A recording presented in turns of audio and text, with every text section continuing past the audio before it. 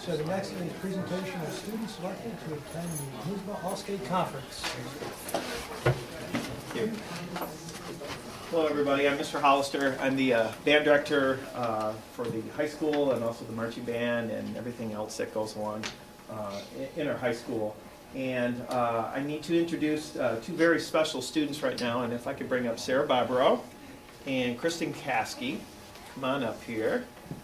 And these two students were selected through their hard work to go to Conference All-State this year. And in elementary school, we have elementary all-county that progresses to junior high all-county, which the students actually auditioned for. And then in high school, we have area all-state, which is based on the students' NISMA scores. And from there, if you achieve a score of at least 99 to 100, you're eligible to turn your form in to go to Conference All-State, which is held in Rochester. And this is the entire state, and it's really difficult to get into, and it's very rare that we have students go. And this year, Kristen, who's a senior who plays trumpet, she's going for her second time, and she went last year, and that's an amazing accomplishment. And she's going to be playing in the symphonic band.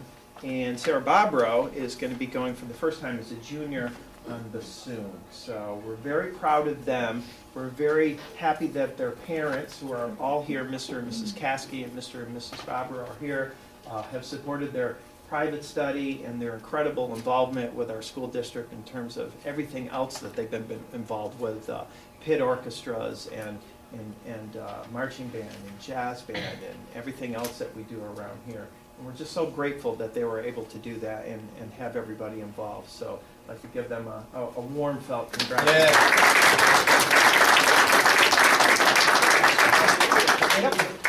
Well, and in addition to that, I'm very pleased and honored to present you both with commendations from the school board. Congratulations. Congratulations. Let me make sure I give you the right ones. Sarah? Oh, wonderful. And we're gonna take a photo together. Photo op. And you, Mr. Hollister, in there as well.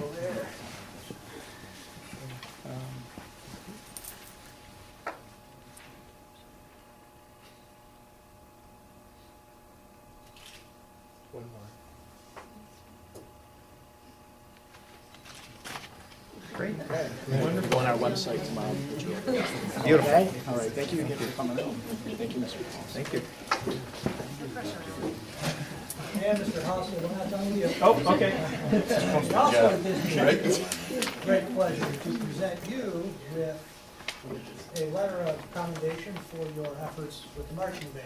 I'll just read this. The Board of Education extends its congratulations to all the members of the marching band for the outstanding season that you had in 2014. The fact that you won the state championship is an exceptional accomplishment.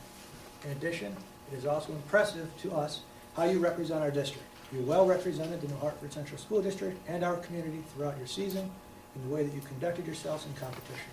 You have worked hard, performed as a team, and followed the leadership of the marching band staff.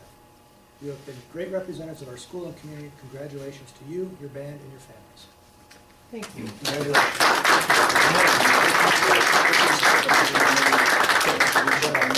Yeah, that sounds great. Congratulations. Congratulations. Will you take a picture again? Yep.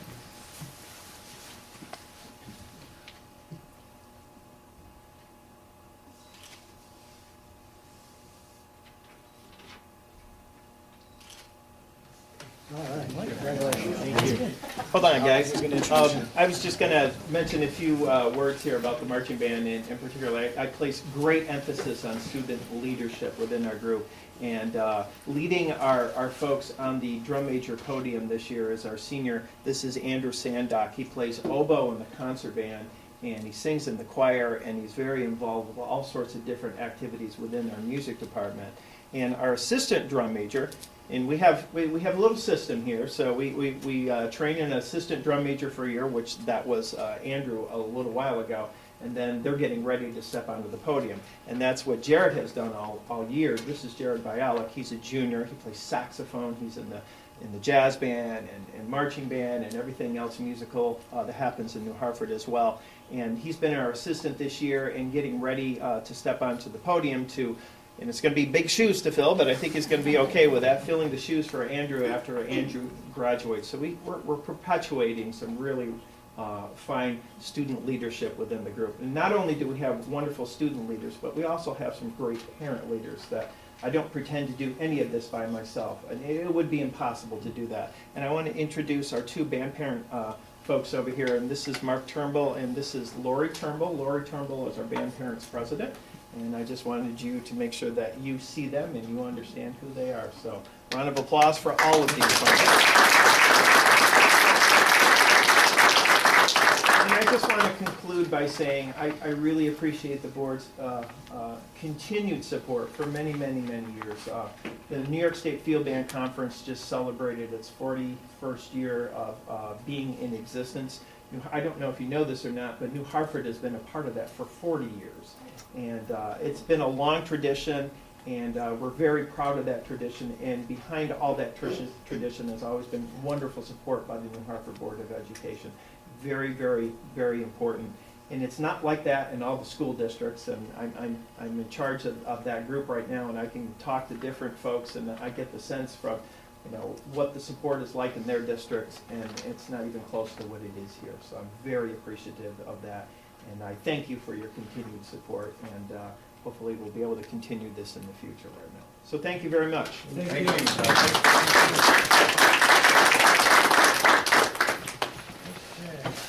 Is there anyone else that would like to address the board this evening? Hello, Catherine Ellison, Green. I'm here representing the New Hartford Teachers Association today. I just want to take a moment and respond to some of the comments that were expressed during Mr. Hyde's New York State 3 through 8 test results presentation at the last board meeting. As a teacher who administers these tests, I was personally taken aback by some of the criticisms expressed in regard to our test scores. As the vice president of the New Hartford Teachers Association, I feel that I must speak on behalf of teachers. We work so hard each and every day in and out of the classroom to help our students learn and master information for more than just the 1 to 3 day snapshot that is captured by state testing. When the scores come back, we are always reflecting on what that data means for us as educators. How can we modify instruction for next year's group? What can we do differently to affect change? We are hardest on ourselves. We find ways to make the Common Core work, and it gets better every year. It's not a process that has happened overnight, but we are making sure and steady progress. It is something that this data does not show, but it is happening thanks to the support we get from the administration and from you, the Board of Education. We are not ashamed of the results that we get. Rather, we are proud of our students here in New Hartford, and we're proud of the work that we do. I thank you for your time. Thank you, Catherine. I just have one for you.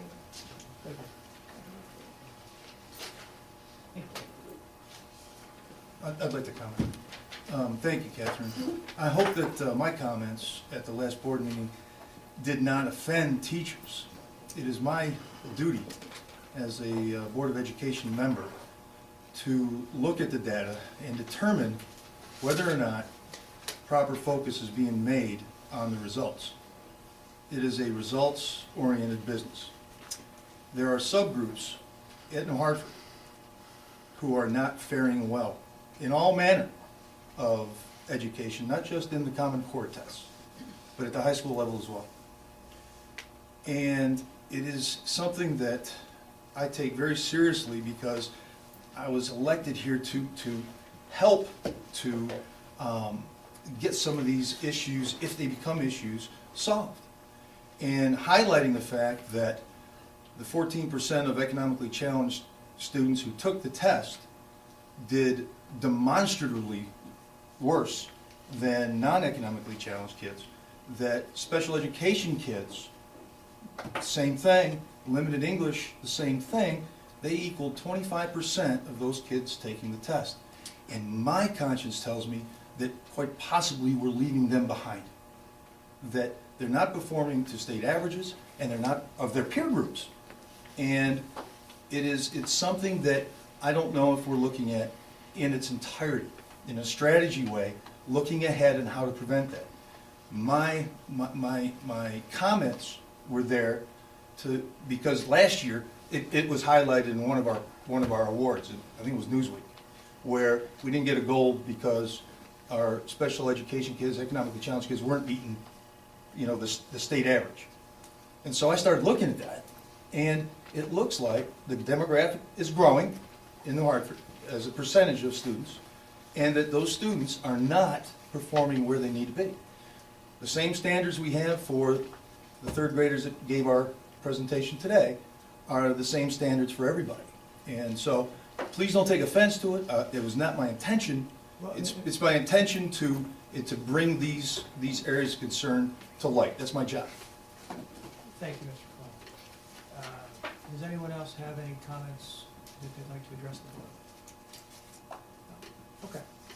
Just so everyone in the audience knows, it is not rude to leave. You don't have to stay for the whole meeting. I will not be offended, nor will you. But you're more than welcome to stay. Moving on to approval of minutes, regular meeting, November 4th, 2020. Discussion. All in favor? Opposed? Abstained? Motion passes 7-0. Correspondence and communications. Yes, all of you should have the latest edition, 30th edition of the school law that's in front of you. The State School Boards Association, they're basically a synopsis of situations that could evolve. They're not per se the law, they'll highlight the law, but they're very user-friendly. So please feel free to utilize that if you have any questions or concerns.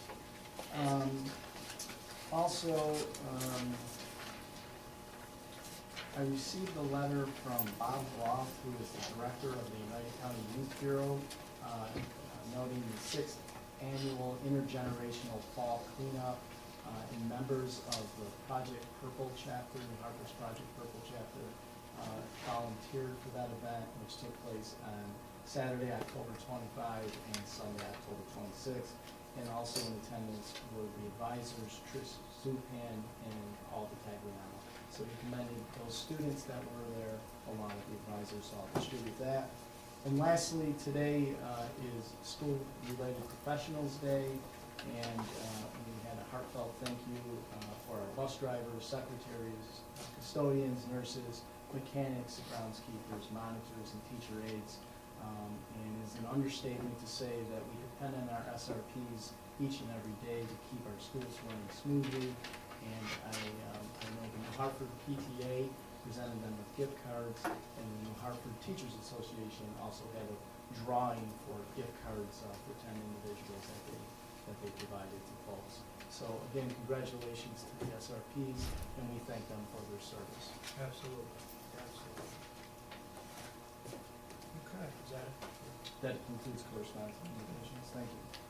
Board committee reports, staffing and curriculum.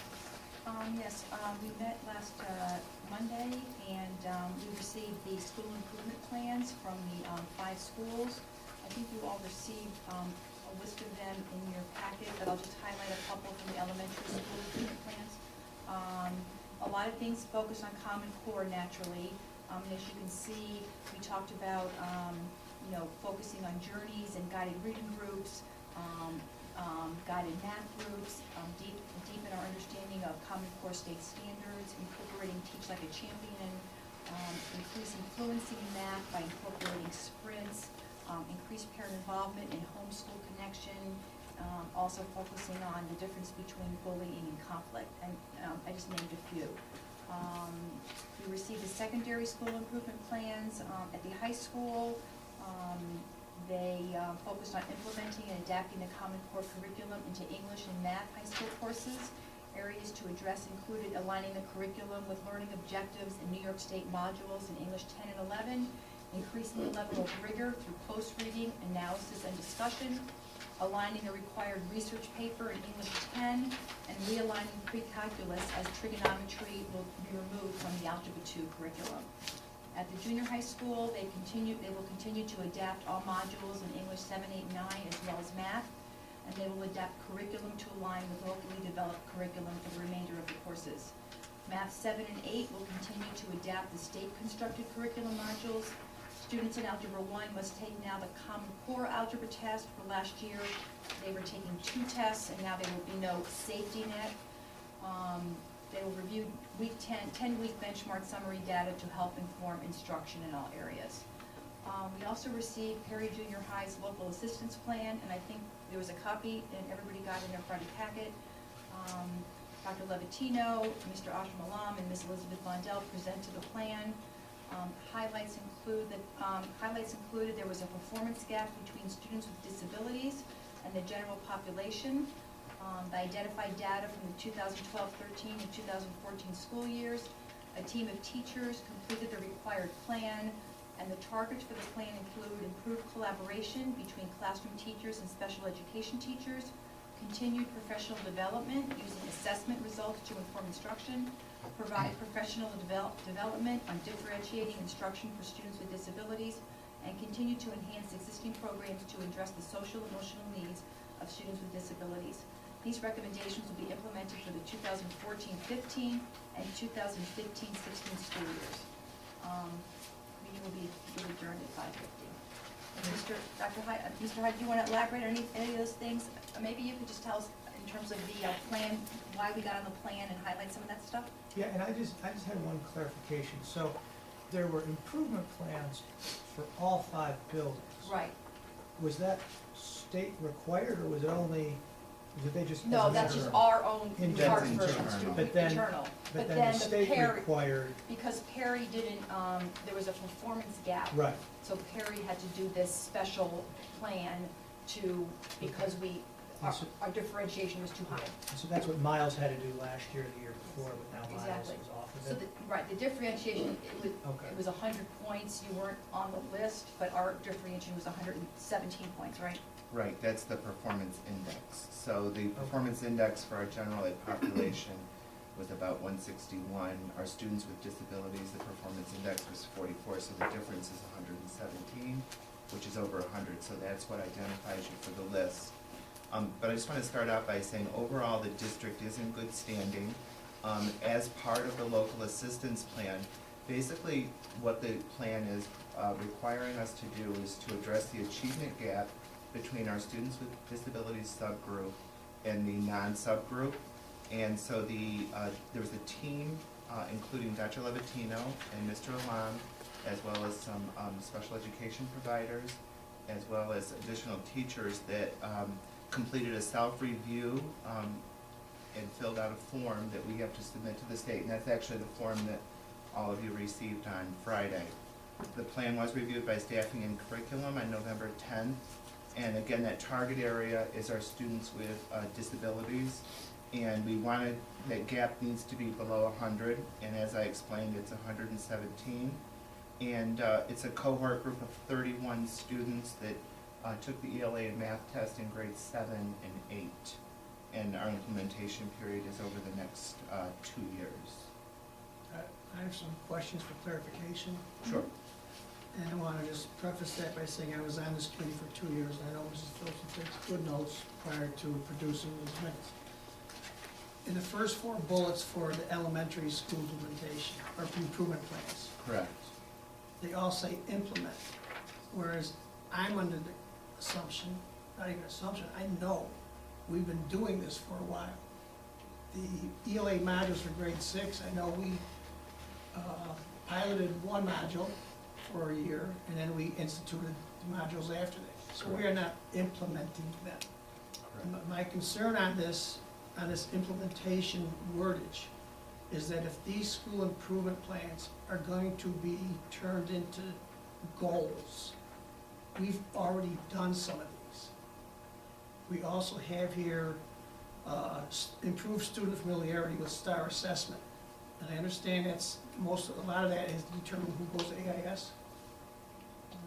And it's used as a growth measure. Right, yes. and is it, so is it used for Delta? It's part of Delta. Part of Delta. So while we're familiarizing the students, should we not familiarize the parents Yes. as to what's going on? Maybe we do that. Well, that was one of the bullets at the bottom. I saw that down at the bottom, Right. increased parent involvement, I Right. saw that. I don't know if that pertains to the STAR testing. I'm not trying to be critical here, but I think instead of implement, if we had continued. Certainly, we can change those to implement. I think just to address a couple of your questions. For example, the modules for 6th grade, we redid them entirely this summer. So a group of teachers came together, even though we implemented the original We're modules, adapting now. we changed them completely, and so they're implementing the new updated changes. So we could certainly say to continue to implement the updated changes they made over the summer. The data analysis meetings, we're using a completely new model for that this year, one that we have not used previously, so there's a brand new model, and we're implementing that new model. With the flexible guided reading groups, last year, that was only a pilot. Right. It wasn't I an know that. implementation, so this year, those teachers that piloted that last year are implementing it this year. We're about to provide tier 1 interventions and monitor. We've been doing that for quite some time. Actually, we really have revamped, again, we did revamp that over the summer, out of my office with Tina Clark, and we're putting a heavier focus on the tier 1 interventions that are used in the classroom. Those discussions are happening at the instructional support team level, with the classroom teacher. That's also led by the building principal. But we could certainly change those to, to reflect that, but because there were so many changes made in those, and there wasn't a full implementation last year, I think that's why when the building principals developed their plans, they worked with a team of teachers, and they came up with their plan. And I think because there wasn't full implementation in many of those areas, because there were so many changes, I think they're really looking for the full implementation. Because Paul, we can give you a copy of the school improvement plans from each of the elementary school buildings, and which is more, already spelled out a little bit, if you wanna see that. well, no, it's just, with part of it went through the office, that when I look at Dr. Levatino's plan, it says continue, which he's probably gonna enjoy. Right. Whereas, as I know we were already doing these things, it seemed we're implementing something that's already been done, not knowing that you changed those. Okay. It might be helpful, could we have in our Friday letter the improvement plans for each? Absolutely, yeah. That might be- Yeah, we have the I mean, plans, and I it's think. not reams, is what- it? It's- No. No, and what we tried to do here in the notes was just extrapolate some key points. I think if you Right. actually see Right. the school improvement plan in conjunction with the bullets, that will help to give some more clarity, I think. And certainly after that, if you still have questions, I would be available for the.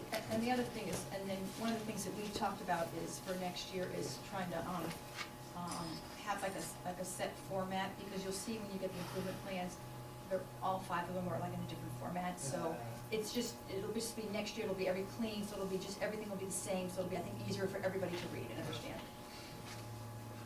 Alan, I have another question about the performance gap, because it's hard to understand, or if you could just clarify. So we have this bigger than 100-point performance gap, but that doesn't really say the general population jumped up more than the students with disability, or one dropped down and the other one went up. I mean, you know what I mean? So are we looking at each, maybe you could clarify, like. Yeah, we're everyone looking using- at that subgroup of students with disabilities, and it really boils down to, Pam, the number of students with disabilities that scored a level 1, and looks at that gap with your students with disabilities group, because they're performing at a high level, which would be in the gap of, or in the range would be from level 1 to level 4.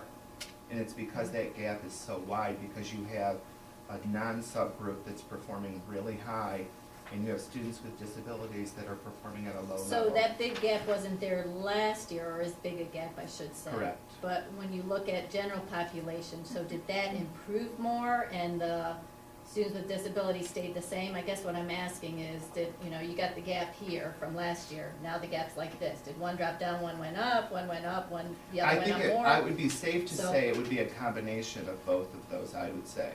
I mean, Okay. we could look So at. I mean, looking at students with disabilities, if they went up, but not as much as our average population went way up, that wouldn't be as bad to Then you me. wouldn't have that achievement gap, but for example. You'd still have the gap, but maybe the general population went way up and Right, the the gap for students the with right disabilities. reasons. Right. Yeah, so, and the students with disabilities only went up a little bit, then you could say, well, we had improvement in each area, it just widened a little more because we had more improvement. You know what I'm saying? So that would, That's what we're doing now. yeah, just Well, I looking wasn't- at. I want to get into the whole plan. No. Right, and Yeah, then, and Alan, can you also talk about the cohort, how that affects it? Well, do we want to wait until we actually go through the plan? Is that a more appropriate time? Under discussion. Yeah. But I was just gonna say, if you can talk about the cohort, isn't the number, the 30, I mean. Right, if it's a cohort less than 30, then it isn't necessarily looked at. We have a cohort of 31.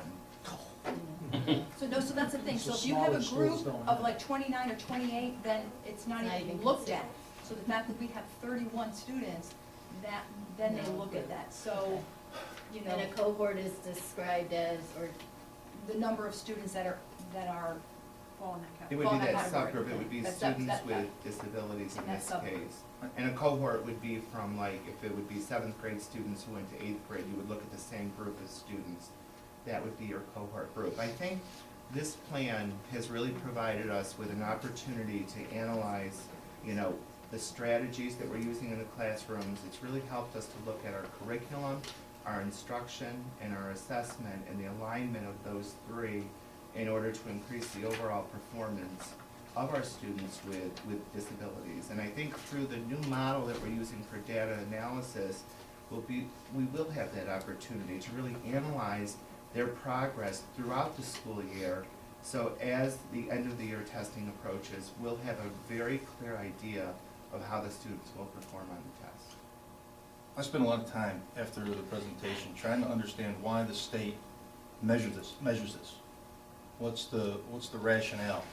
And in this case, our special education students, correct me if I'm wrong, Mr. Lyon, actually exceeded the requirement by the state, okay? But it was just that gap that. well, that's why I was asking. That It seems actually, like, okay, that actually, we did that better actually, than last year, or that that actually, group did better. right, the general population went up a lot. More, yeah. And so I spent a lot of time thinking about why the state would ding us for that.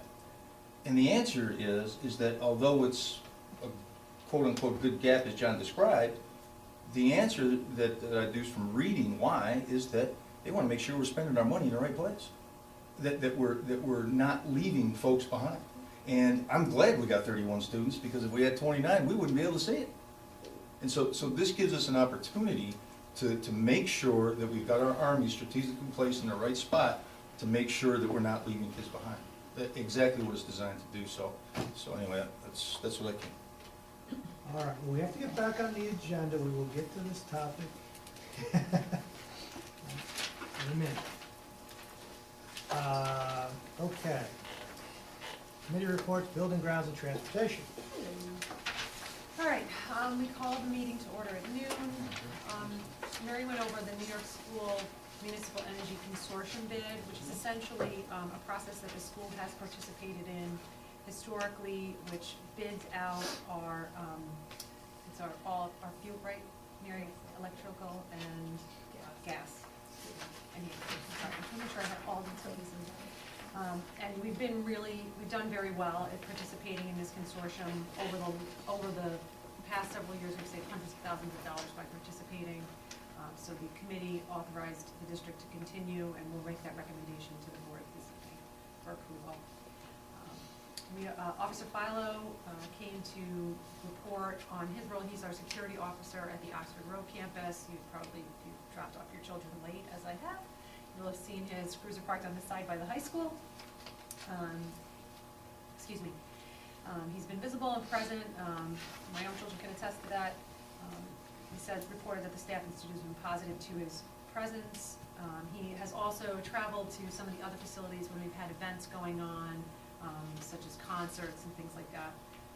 He also told us that there'd be a second officer, because they can only work so many hours, and then we'll be adding 2 additional officers as of February 1st.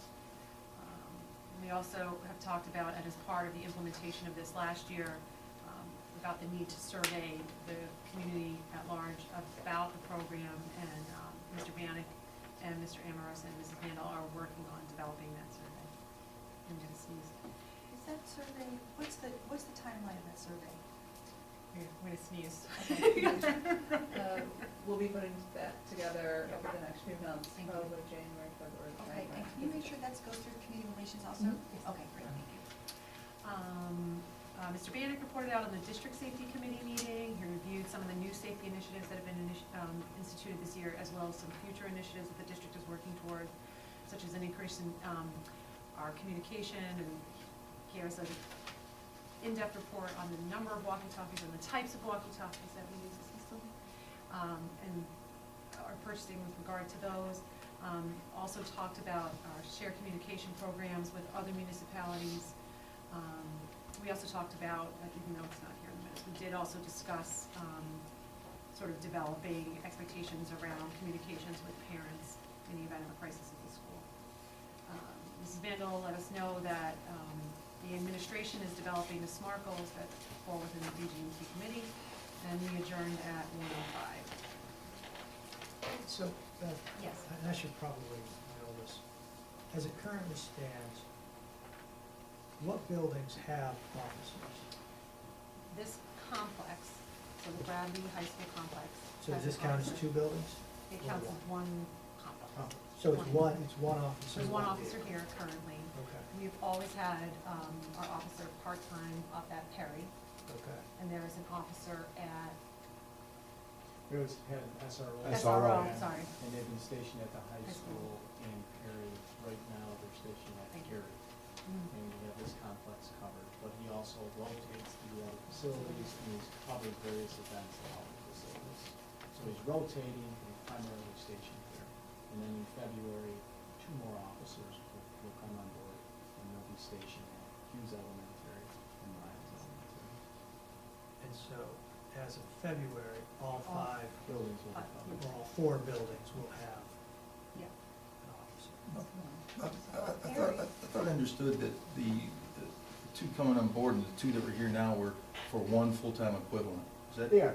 What Okay. happens is, it's 1 FTE when I say officer, 1 FTE, but it takes 2 to equal 1 FTE. Right. In case someone's ill, or they can only earn So- so much so- up to a So retirement. 4 officers, but 2 FTEs will come on board.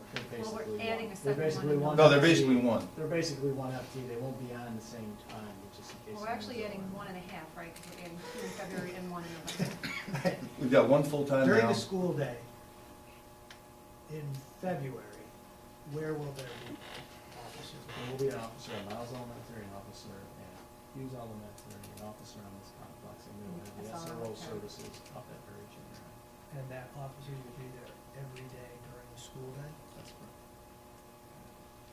And I don't want this to be a controversial question, but I never quite understood why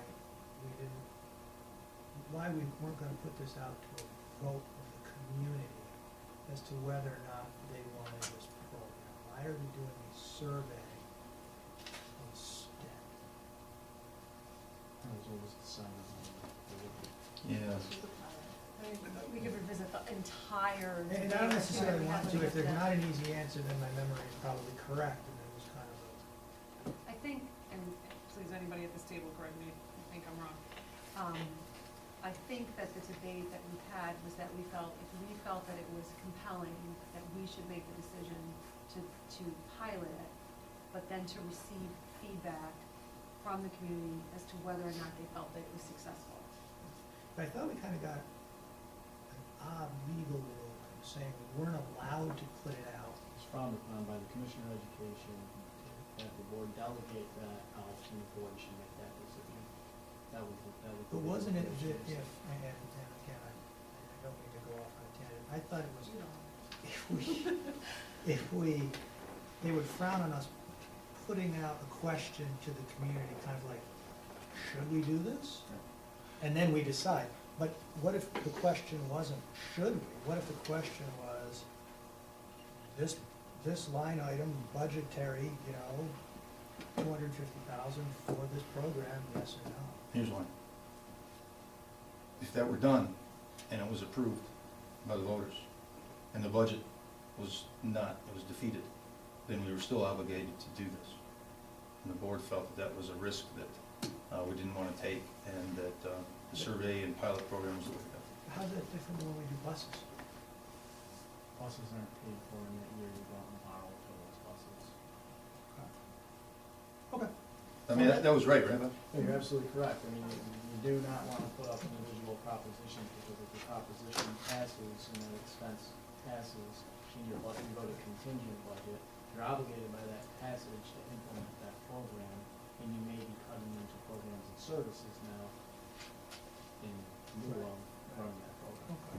So the miles and Q's are starting in February, That's correct. so you really couldn't do a survey until after a few months or end of the year, right, until they had enough time to see Plans to do it in the spring. in the spring. Right, And when? in time for you to make a decision for your budget for Thank you. 15-16.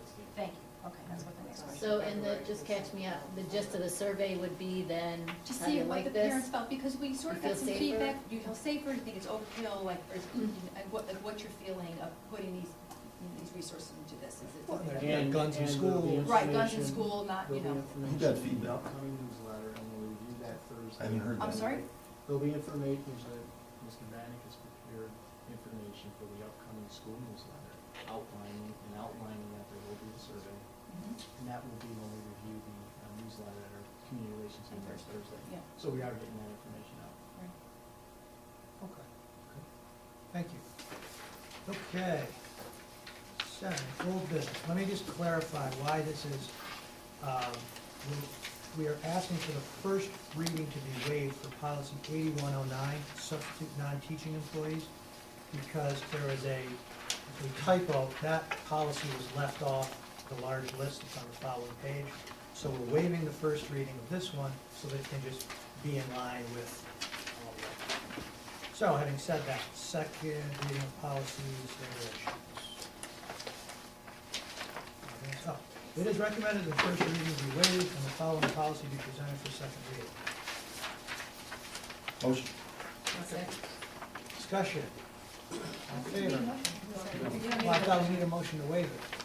No? Waive the first reading, dude. No? No? All right. There's an issue with it, then. Okay.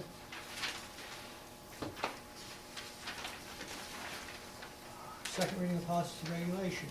The following policy regulations are presented for the second reading. Do I need to read this whole list? Yeah, go ahead. You just need to, on the agenda, we said present for the second reading, and if there's any questions, Any questions? Yeah. I'm sorry I didn't bring it with me. I left it on my kitchen table. 4102, Mary and Jim, I don't know, or Bob, if there's a way to take a look at that and make sure that the treasurer's cash report is following regulations to make it available. Is it? Sure, if it's updated. Is it? Follow up Okay. with I saw the, Transfers, treasurer's report. well, the monthly. transfers was, but the treasurer's report, maybe it was. Pretty sure.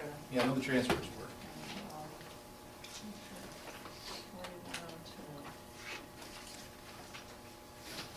I mean, there were so many changes to these Stuff things. new was underlined, so that meant it was new. The treasurer should provide the board with monthly bank reconciliation statement, that's what it is. Okay, For all funds showing cash balance, blah, blah, blah. Beautiful. Just wait down. all right. 8, new business. A, personnel. 1, appointments. A, substitute teacher list. It is recommended that the following teachers be appointed to the per diem substitute teacher list pending satisfactory clearance for employment by the State Education Department. Jessica Spartano, pre-kindergarten, kindergarten, in grades 1 through 6, literacy, birth through grade 6. Natalie Williams, biology and general science, 7 through 12, chemistry, 7 through 12. And Kaylee Blando, ELA, 7 through 12, literacy, 5 through 12, teaching assistant, level 1. Is there a motion? Moved. Second. Second. Discussion. I have a procedural question.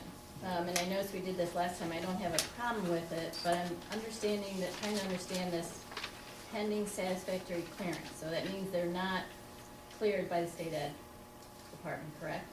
Yeah. Okay.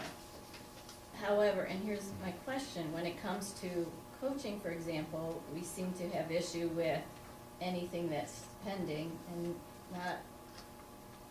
have issue with it. So is there a difference? I mean, I know, Well, there were issues when we were appointing coaches and they had to start next week, where they already started. But as long as everyone is certified before they step foot in the classroom or field, that's been, so in other words, like anybody, The satisfactory clearance for employment is fingerprint. appropriate way to do that because the fingerprint results may or may not come back Okay, prior to that. but The there's, other one was certification, and that's why we did that so far with the training certification requirements for coaches. But now these coaches have their certification. okay, but, oh, yeah, just to clarify though, so, I mean, technically, they don't have all their stuff in, it's pending, and I don't have a problem with that, but like I said, I seem to have issue when it comes to But they may have coaching, it. stepping on the you know, if they don't have all their paperwork in. I know for the teachers, they may have everything, and I think that is a standard clause in there, just to make certain if they don't have their fingerprinting completed. Okay, As I'm long- just trying to understand the difference in how, what we allow and It's what we don't. acceptable under state law to appoint them pending certification. And nobody for the should be- fingerprinting results. That's, And and, that's been in place for. And that's the only thing, Right, it's that just we fingerprint pending. results, and sometimes they just can't come back as quickly because they're held by the fingerprint, whoever administers fingerprint results. And nobody should be on the field or in the classroom until all the certifications are. And these folks have all the certifications, it's just fingerprint. right, okay. All in favor? yeah, that's just not professional to make movements when I'm trying to talk. Sorry, you did it twice just now. I think it was two board meetings ago, we included the word pending in a coach's thing because some of the requirements were not met, so instead of voting for their higher than, we put in the word pending. So it's the same as teachers. And we are now doing the coaches with much more lead Yeah. time. There for a while, we were approving coaches very close to when they had to take the field. Okay. Order. All in favor?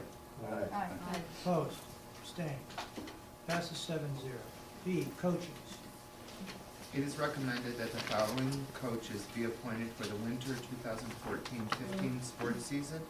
Andrea Lewis, volunteer co-ed, indoor track. Elizabeth Siniscali, varsity cheerleading. And Elizabeth Siniscali, JV cheerleading. Second. Discussion. All right, I have one more procedural question. Yes. So how much lead time for coaches, for example, do they have to know? Let's say all their certification is in. Do we approve every coach that steps on the field, volunteer or otherwise, correct? Correct. Yes. Okay. How much time does there have to be before, like, assuming all their certifications in and they let, I guess. We're at the mercy of the state education department, the lead time can be 3 months, or sometimes they're turning around. No, assuming, like, so all their certification, What happens is we submit the certification to the certification office regionally and then policies. Okay? And then they submit it to the state office of teaching. And it can be 2 weeks for them to approve it, it can be 3 months. for well, them to does approve it. every year it have to be submitted? For temporary coaches, yes. Okay. Non-teaching. Non-teaching. So, well, let's say somebody has all their certification. Maybe I don't understand how the certification works, but say somebody has all their certification and they let John, the AD, know last week. They'll have a license, but it'll be certified, they'll be on online, we can look it up, and there's no problem. So it's all there. Then we have to vote. So how much time then, if he says, oh yeah, you've got all your certifications, how much time does he have to know before it gets to us? It's gotta be voted and that coach, get on the Before it field. actually gets to the board. Yeah. We've walked them in, if it comes in on Tuesday before the board meeting, we've walked them in if it's necessary to get them on the field. We generally ask for folks to get their recommendations in a couple weeks before, so it can hit So the they agenda. okay. Well, this came to my attention only because there was a particular example that requested last week in the midst of a season that's already ongoing to come on board, and the statement was made that's not enough lead time, and I believe all the certifications are there. So that's why I'm asking the question. I didn't think it should take weeks or even days. To the board from them having Right. certification? Right, Our requirement internally, across the board, is the agenda goes to the board president the week before. right. Okay, so we're this week, Tuesday. Last week, she was preparing the agenda on Friday prior to last week, so that would be 10 days lead time. They have to get it on Wednesday before Wednesday at the secretary's office. She prepares the agenda. by the So end of the almost week. 2 weeks ago. Almost 2 weeks. Okay. That's generally what we Okay. ask for. But we've walked in coaching certifications if the sport is starting tomorrow, and we just got certification from the state education department. We've allowed the AD to walk that in and then walk in the recommendation. We've done that, I think we've done that the last couple of months. Okay. All right. Well, that seems like the case with this, and maybe that was just Yeah. I John mean, didn't want to do that. I don't know, but okay. Again, if the sport's starting, we'll walk it in. If the sport's not starting, we're not gonna rush it. We should have ample time for the board president to look at the agenda and have it on there, and not have to be walking into the board without it in their packet on Friday. Any further discussion? Yeah. How come we don't have a JV cheerleading coach? That same person doing both varsity and JV? My guess is they couldn't get in there. So both stipends are going to one person? That's so it was posted internally and every teacher got a shot. Okay. The other question I have is temporary license expires on January 16, 2016, I'm assuming? Not January 16? Which one are we on? Mrs. Siniscowie.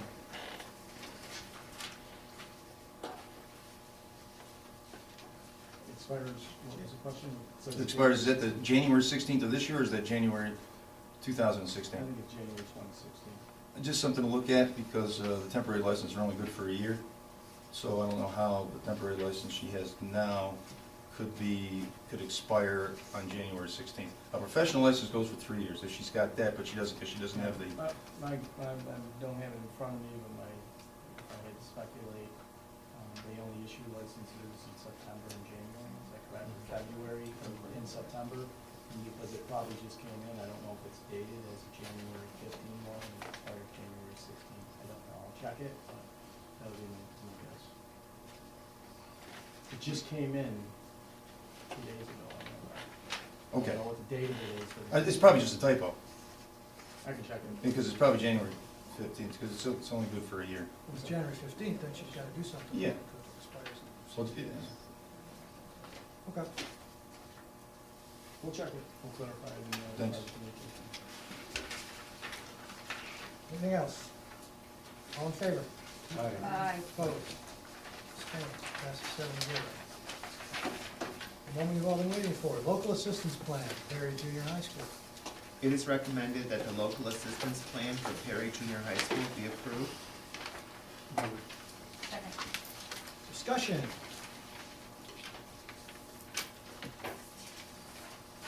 How everybody's gonna be all quiet? I actually had a question for either Alan or Dr. Rose.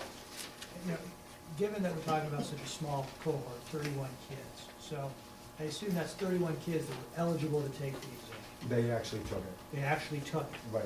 So So- 3 were absent, Oh, and so there were if, 3 did not take it. 'Cause Then we would- We did research on this when we had this similar situation only for EYP 3 years ago for this same cohort. We looked at, Mr. Long and I looked at other schools, and similar schools had maybe 5 or 6 more in their cohort, but they didn't have it registered, so we figured that 6 or 7 didn't show up that day or were ill, so that was proof that they did not.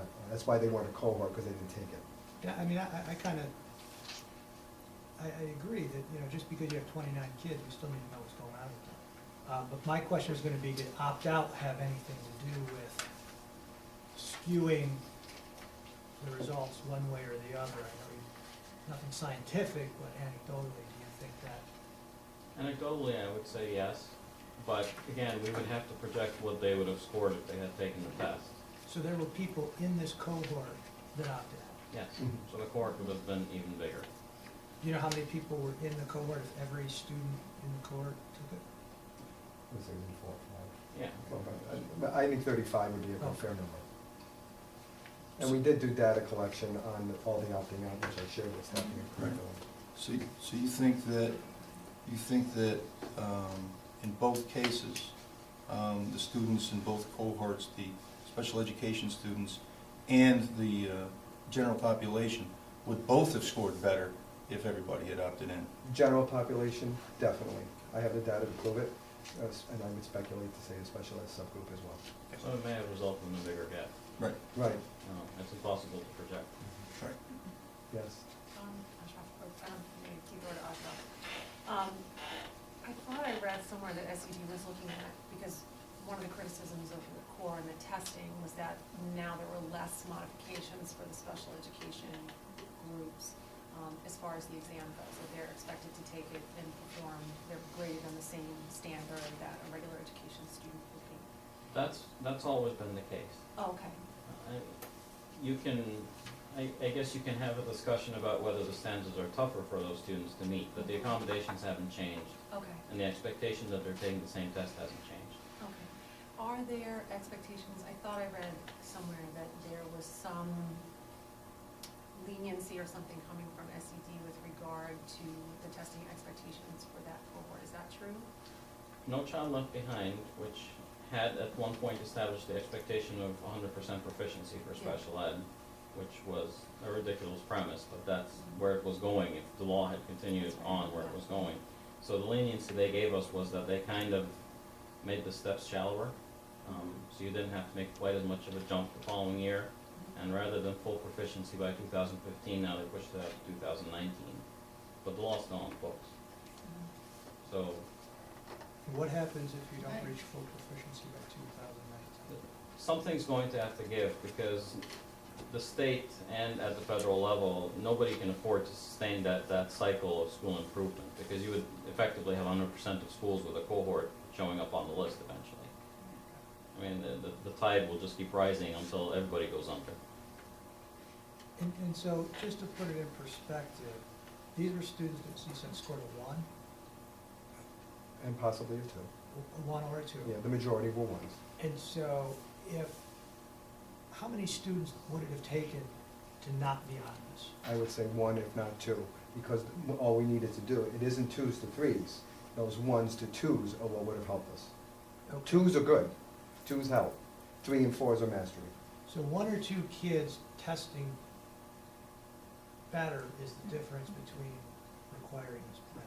And that's why I have some faith in this plan, because as Mr. Alam can say, we went through the same experience 3 years ago, but at that time, it wasn't getting a gap achievement, it was that cohort wasn't making its AYP, adequate yearly progress.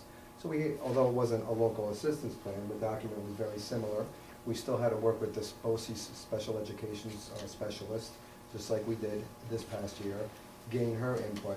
And between that and the team of 3 years ago, our work paid off, because we made slight gains. And the ESO waiver did help us, there was a waiver in place, but our work 3 years ago helped us meet the AYP for that cohort. So now we have 2 years to make this work. And so, you prepared this plan internally, now you submit it to SED? It's submitted to SED only in terms of saying we have complied with the plan filing regulations. This is a local plan, Oh, so they don't have to approve it? so they don't approve it, they don't follow up on it, they just want to know that we went through the process. This is the lowest step of accountability there is. You're right, in the system. highest to lowest, we're lowest. Now I'm gonna ask you a really cynical question. So you have 2 years to make this work, but you're measuring students in a 3-year window. So those students that may have been less high performing, now they're Jennifer's concern, not yours. So is it that the plan worked, or the kids changed? Well, hopefully the plan worked and the kids changed and they gained those level 2s. I mean, But you're it's right, it's our hard to plan will judge be, what- for next year, my guess is the plan will be affecting many of the students we're talking about. But we also will be absorbing more cohort of students coming up. Yeah. The bottom line is, to be honest, we need to do better with our special education students. And from an instructional side and from the curriculum side, this plan will really benefit, I mean, it could benefit students long-term in that subgroup. And the team of teachers that were on this, we had the assistant chair for math, assistant chair for ELA, the special education department chair, a guidance counselor, Mr. Alam, myself, our dean. So we had, a thorough team in their guidance and knowledge in those academic areas, being ELA and math. Can I just say one thing, just following up on what you said, so you're saying that the kids now are gonna move up and be they're gonna be in Jennifer's school. And so you're gonna be getting kids in the elementary school. So are you gonna be sharing some of these ideas, these plans with the elementary teachers and address some of the concerns that Mr. Fleming keeps raising? I mean, because That's a good the idea. kids in Yeah. 5th and 6th grade are gonna be coming up to you. So it seems like, right? The answer is yes, and correct me if I'm wrong, we have, because I think you can recall, Mr. Alam and I, for the board, to meet one of your goals, completed a transition program. Right, last Which we're year. continually looking at. Small steps, we said that to you up front. It's gonna take a long time. But Mr. Alam's expertise was the special education area, I'm sorry for speaking for you, but that was one of the goals and concepts of what we're doing. So that's when I say, although, we're reflecting on this, there is good from this, Right, no, and it is no. a guidance document. Right, it seems like since you did all this work in this, why not share the wealth with, Mhm. And share it with Coming up. Jennifer too, so she No, knows right, what's no, coming. exactly, right? Exactly. Yeah. From the state point of view, again, we're dealing with 7th and 8th graders, not 9th, 7th and 8th grade special, like those students who are eligible to take the state assessment in math and ELA. So this doesn't even cover 9. No, 7, 8. 7, 8, this is a 7, 8 plan. It only covers 3 through 8 testing. That's its design. Sure. This doesn't cover everybody in 8th and 9th with an IEP. This is a narrower focus, or is It's this? everybody in 7th and 8th in IEP. who took the No state matter what test. the IEP is for? Correct. But not a 504? Not a 504. 504 students are considered general ed. Okay. You guys didn't ask for any cash. Give us time. Is it something that you just didn't think you needed as far as resources go, or, you could do with what you got, or are you just reluctant to ask? No, it's just like with any benchmark data meeting. We analyze, we look at the data, we look at the results, we look how this is working. We may. It depends on where we are in our assessments at the time. I think that's a good thing, that the knee-jerk reaction wasn't throw more money at it. Right? I just think it's great. You just want to make sure, that, Well, and I expressed to staffing and curriculum, I haven't been shy about asking for resources when I needed them, and generally the answer has been yes. So no, it's not a reluctance. Great. If that's a solution, I'll approach the board. Great. And I think because we're early on in the plan, and as we go through the data analysis side of this and really look at, our plans and put some of these things into action, there might be requests along the way, but I know that those conversations will happen between Dr. Levitine and Mr. Lam and myself, as well as the classroom teachers. Any further discussion? I will share that the CSIS report from the special education specialist, we went up considerably in areas of weakness 3 years ago that she identified us in.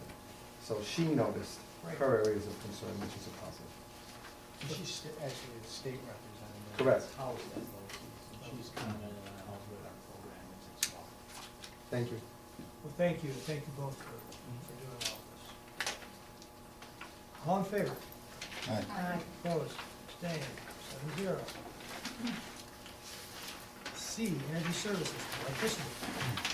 It is recommended that the resolution authorizing participation in cooperative energy purchasing service, NISMIC, for electricity be approved. Second. Discussion. All in favor? Aye. Opposed? Abstained? 7-0. D, Energy Services, natural gas. It is recommended that the resolution authorizing participation in cooperative energy purchasing services for natural gas be approved. Second. Discussion. All in favor? Aye. Opposed? Abstained? Passes 7-0. E, Committee on Special Education. The recommendations from the Committee on Special Education's meetings of October 28th, 2014, October 30th, 2014, and November 4th, 2014 are presented for approval. Second. Discussion. All in favor? Opposed? Abstained? Passes 7-0. F, 504 committees. The recommendations from the 504 Committee's meeting of November 4th, 2014 are presented for approval. Moved. Second. Discussion. All in favor? Aye. Opposed? Abstained? Passes 7-0. 9, other business. I am the business report, unless someone board Can I procedurally go back and discuss the policy that we waived into non-teaching employees, or is it wait till the final reading time? Well, I want to do this now, because we have to look into it prior to the third Okay. reading and adopt. I just want to make sure I understand this. Substitute non-teaching employees. The Board of Education authorizes supervisor/administrator to secure substitute employees to replace absent employees when deemed necessary. Does that mean non-certified people will go into the classroom? No, this is for For non-instructional? only. This is only I see Roman numeral 2 says when substitute for non-instructional employees. Number 1 just says to secure substitute employees to replace absent employees. You can switch it to Well, I- non-teaching But employees. see, the top of it says, Title the title is It's non-teaching really employees. non-teaching specific employees. to It's not, non-teaching Again, employees only. not to replace teaching. So it's all employees. non-instructional. It's all Yeah. non-teaching. We have a policy someplace for non-certified people to go into the classroom. I'm asking, This we, one, this is No. totally. so we can't put non-certified people in the classroom. Right now, we have a practice in our district, and there's also state law that you have to be certified to teach. And we have a practice that we don't appoint any teachers, substitute teachers that do not have a teaching certificate. Okay. There also has been requests because it's difficult to get teachers sometimes on days maybe that other staff are out for professional development, and then you have to go out and grade exams. There's been a request for teachers with a four-year, or individuals with a four-year degree working towards a teaching certificate be allowed to come in the Southern District. And we'll discuss that at some point in the future.